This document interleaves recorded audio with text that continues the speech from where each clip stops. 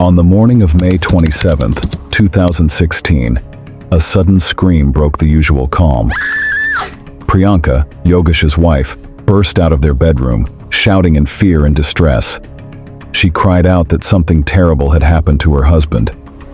Yogesh wasn't waking up. He lay there completely still, looking as if he had slipped into unconsciousness. Her panic quickly caught everyone's attention, and people rushed to see what had happened. The news spread like wildfire, reaching Yogesh's parents, who arrived as fast as they could. Priyanka, visibly shaken, told them she believed Yogesh might have had a silent heart attack. Yogesh's father, who was a doctor, checked him and sadly agreed. It seemed like a heart attack had taken his son. Yogesh was taken to the hospital as quickly as possible, but despite all efforts, the doctors had heartbreaking news. Yogesh had passed away. Yogesh, only 42 years old, was not just a beloved husband and son, but also a successful businessman in the plywood industry. Despite everyone's shock, they could do little but accept the tragedy. Heartbroken relatives, close friends, and neighbors all gathered to mourn the sudden loss. Priyanka was devastated. Her grief seemed to have no bounds. Surrounded by loved ones, she sat in tears, her sorrow too heavy to hide. Family members tried their best to comfort her, but nothing seemed to ease her pain. That same day, May 27th, Yogesh Batra's last rites were performed. In the days following Yogesh's sudden passing, his parents couldn't shake an uneasy feeling. Though Priyanka had insisted it was a heart attack, it was hard for them to believe. Yogesh had always been in excellent health, strong, active, and with no history of any illness. While heart attacks can happen without warning, the idea that Yogesh could be taken so abruptly didn't sit right with them. Secretly, they hoped for a post-mortem to clarify things, but Priyanka was firmly against it. Since there was no legal requirement for one, her wishes were respected. Days turned into weeks, and the family began adjusting to life without Yogesh, though his absence left a deep void. Yet something strange began to happen. Yogesh's mother, who was 65 years old, started having unsettling dreams. Night after night, she would see her son in her dreams, but he wasn't at peace. In each dream, Yogesh would tell her that he hadn't died from a heart attack. These visions left her deeply disturbed, feeling that her son was trying to send her a message. She shared her dreams with her husband, Yogesh's father, who was around 70. Although he initially brushed it off, as the dreams continued, he couldn't ignore them. The mother grew convinced that something about Yogesh's death was not right. Her worry and insistence soon began to affect the father as well. Although they had no concrete evidence, these repeated dreams made them wonder if there was more to their son's passing than they initially believed.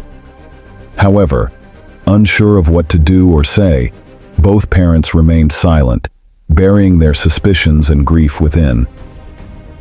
After marriage, Priyanka, her husband, and their children started living apart from his parents. There were the usual arguments and misunderstandings between the mother-in-law and daughter-in-law. Yogesh's father ignored his wife's concerns, assuming it really was a heart attack, especially since there had been no bad blood or reason to think anything was suspicious in Yogesh's case. Except for one question: how could he have a heart attack when he was perfectly healthy? Then unexpectedly, Yogesh's parents noticed a change in Priyanka's behavior. Her reaction didn't match what one might expect from a grieving widow. She seemed almost normal, even right after her husband's death. Soon after, Priyanka swiftly took control of Yogesh's business and appointed herself as a director in his company, completing all the legal paperwork without any delay. Within a month of her husband's death, Priyanka took over the business without hesitation, as if nothing was unusual. Although Yogesh's elderly parents had no interest in claiming any part of the business, they found her actions strange, but chose to stay silent. Then, about a month later, Priyanka did something that made them even more suspicious.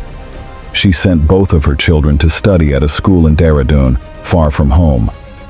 Until then, the children had been studying nearby. But now, Right after their father's passing, she was sending them away. Yogesh's parents found this hard to understand. How could a mother make this decision so soon after losing her husband? Unable to ignore their concerns any longer, they felt something wasn't right. Finally, Yogesh's 70-year-old father went to the police station in Haryana for the first time and filed a complaint about his son's suspicious death. He included several details in his statement, like the fact that no post-mortem had been done, and the last rites were rushed, with no investigation carried out. The police reassured the father, saying, "It's okay, we'll handle it," but they assumed he was simply in shock and struggling to accept his son's death. They filed a report, but no real action was taken. It was just a formality. The father kept returning to the police station, but the case didn't move forward. Slowly, he understood that the police weren't going to do much, and he would have to look for other ways to get answers. The father knew that there were private detectives as powerful or well-connected as the police, could investigate cases for a fee and work hard to find the truth. After some time, the parents found a detective agency and hired them to uncover what really happened to Yogesh Batra. The investigation into Yogesh's death slowly began to unfold as the detectives dug deeper into every detail of his life. They left no stone unturned, tracing back his steps to understand the man he had been. They learned that during his college years, Yogesh had crossed paths with Priyanka, a beauty queen who had won titles like Miss Khalsa and Miss Delhi in beauty pageants. Their relationship blossomed, and with the blessing of both families, they married after completing their studies. The couple went on to have 2 children, and from the outside, everything seemed perfect. But after Yogesh's sudden death, things took a strange turn.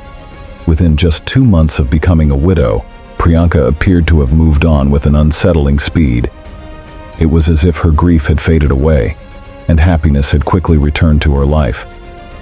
She resumed her regular gym sessions, as though nothing had happened. The stark contrast between her previous sorrow and her current behavior raised suspicions.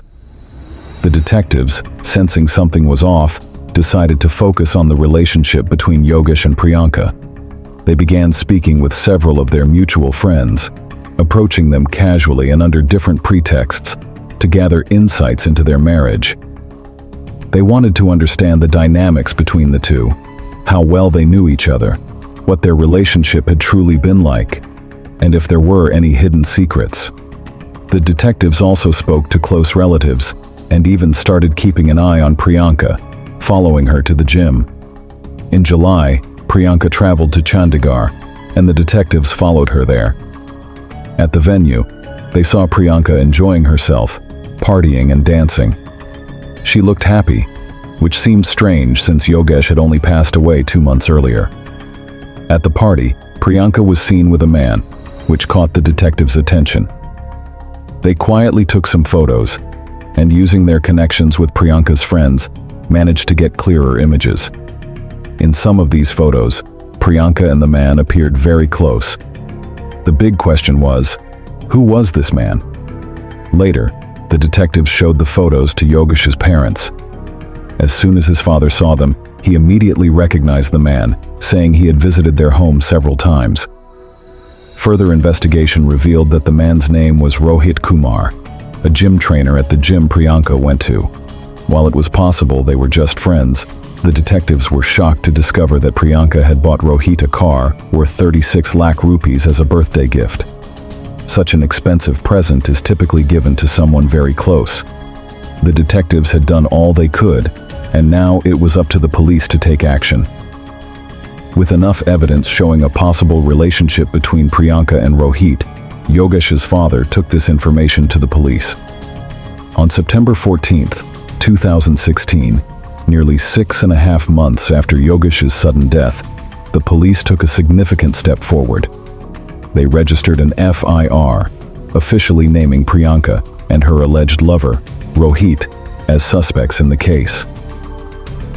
The investigation was reopened, and both Priyanka and Rohit were called in for questioning. However, by October 12th, the police cleared them of any involvement, much to the disbelief of Yogesh's parents, who had been hoping for justice. Despite this setback, Yogesh's father refused to give up. He again asked the detective agency to collect more proof, as he plans to request help from higher authorities with all the evidence. The agency worked tirelessly, digging deeper into the details that had been overlooked. They managed to gain access to Priyanka and Rohit's call records, including their locations, specifically from the night of Yogesh's death. The findings were shocking. Between the evening of May 27th and the early hours of May 28th, Priyanka and Rohit had exchanged nearly 40 phone calls. But what stood out most was the tracking of Rohit's location between 1:01 a.m. and 2:30 a.m. that night, right in the area near Yogesh's house. This was the very night Yogesh was believed to have died from a heart attack. The timing and proximity raised a red flag. Priyanka had been in frequent contact with Rohit, and he was near her house during the critical hours of Yogesh's death. This suspicious pattern suggested that there was more to the story than anyone had imagined. Yogesh's father took all the evidence directly to the Haryana DGP. He laid everything out: the circumstances surrounding his son's death, Priyanka's suspicious behavior, her photos with her boyfriend, the call details, and location records. The DGP was both shocked and somewhat embarrassed, realizing that a 70-year-old man had been tirelessly seeking justice for months while the local police had done nothing. The DGP immediately transferred the case to the Karnal police, instructing the local SP to lead the investigation. A special investigation team, SIT, was formed to carry out a thorough examination. Now the official investigation was in full swing. The father handed over all the details gathered by the private detectives to the SIT. The SIT questioned Yogesh's family members, neighbors, friends, and acquaintances. It was confirmed that Priyanka and the gym trainer, Rohit, had been seen together frequently, even openly walking around the city after Yogesh's death. Rohit had also visited Priyanka's home. The police officially obtained their call records and location data, confirming that Rohit's location matched Priyanka's house on the night of May 27th. Further investigation uncovered that on the night of May 27th, Rohit had used a fake number by inserting a different SIM card into his phone. The police were able to track this easily, as switching SIM cards on the same device is something they can detect. Priyanka and Rohit had spoken on the phone before, but that night, they used different SIM cards. Rohit had also made calls to 2 other people on that night. The police decided to take Rohit into custody for questioning first. On March 21st, 2017, Rohit was arrested. After some intense questioning, he began to confess, revealing that Yogesh had been murdered and that Priyanka, his wife, was involved. The next day, on March 22nd, Priyanka was taken from her home in Yamunanagar. Finally, the truth behind Yogesh's death started to come to light. If you've watched until this point, please give a like to this video. Thank you. In 2015, Priyanka started gaining weight and decided to join a gym. There, Rohit worked as the instructor and began training her. Over time, Priyanka and Rohit became closer, eventually starting an affair. Whenever Yogesh was away, Rohit would visit Priyanka at home. In January 2016, Yogesh discovered his wife's infidelity. One day, he caught Priyanka and Rohit together in a compromising situation. Furious, he threatened to take them both to court and file a case unless they ended the affair immediately. For a while, things seemed to settle down. Prying apart from Yogesh could have meant a divorce, but Priyanka was married to a billionaire, while Rohit was struggling financially, living off borrowed money. Rohit owed money to many people, and Priyanka decided to take matters into her own hands.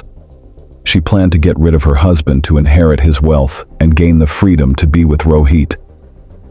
After his death, everything would be hers. The money, the property, everything. She believed that his elderly parents wouldn't be able to stop her. Priyanka shared her plan with Rohit, who agreed. Together, they knew they would need help to carry out the murder. Rohit enlisted 2 accomplices, Shyam Sundar, also known as Sonu, who worked as a hospital assistant, and Satish Kumar, a man from whom Rohit had borrowed money. Together, Priyanka and Rohit offered them $6,000 each to help with the murder. Their plan was to inject Yogesh with a sedative, strangle him, and then dispose of his body in a canal. They chose the night of May 27th to carry out their plan. Rohit and Priyanka communicated several times that evening using a fake SIM card to finalize the details. Around 10 p.m., Priyanka drove to the railway station in an Innova, where she picked up Sonu and Satish. Rohit joined them in the car, and the group drove back to the house. The three men stayed in the car while Priyanka went inside. She left the back door open and instructed the men to enter when she gave them the signal. Priyanka then went upstairs to the first floor and waited for Yogesh to fall asleep. Around 11 p.m., when he was finally deep in sleep, Priyanka signaled for the men to enter through the back door. Once inside, the three conspirators had a quick talk about what to do next. Sonu, who worked in a hospital, had gotten 2 syringes and a sedative. He filled one syringe with the drug, and they all went to the bedroom. The noise they made woke Yogesh, and he fought back when Rohit and Satish tried to hold him down. Sonu tried to inject him, but during the struggle, the needle broke. The plan started to fall apart. Priyanka said that since Yogesh knew what they were up to, they couldn't leave him alive. There wasn't enough time to get another syringe, so they decided to smother him with a pillow, and Priyanka helped with this. They needed to make his death look natural. Priyanka suggested leaving his body in the bedroom and pretending he had a heart attack, which would make it look like a normal death. Yogesh had no visible injuries, which helped make the death seem natural. The men left, and Priyanka cleaned up the room, waiting until morning to act. When the sun came up, she began screaming for help, crying, and saying her husband had died of a heart attack. Yogesh was rushed to the hospital, where doctors confirmed he was dead. Before they could do a post-mortem, Priyanka brought his body back home, convincing everyone he had died from heart attack symptoms. With her father being a doctor, Priyanka knew the right symptoms to mention, making her story more believable. Even her father agreed it seemed like a heart attack. This convinced everyone, and Yogesh's funeral went ahead. By March 24, 2017, Sonu and Satish, the 2 hired killers, were arrested. About 25 people gave testimony in the case, and technical and circumstantial evidence played a key role. The charges against the 4 accused, under sections 302, 506, 120B, 201, and 203 of the IPC, were proven in court. On August 6, 2021, Priyanka, along with Rohit, Sonu, and Satish, was sentenced to life imprisonment for Yogesh's murder. So, that's the story for today. Let us know what you think in the comments. Don't forget to subscribe to our channel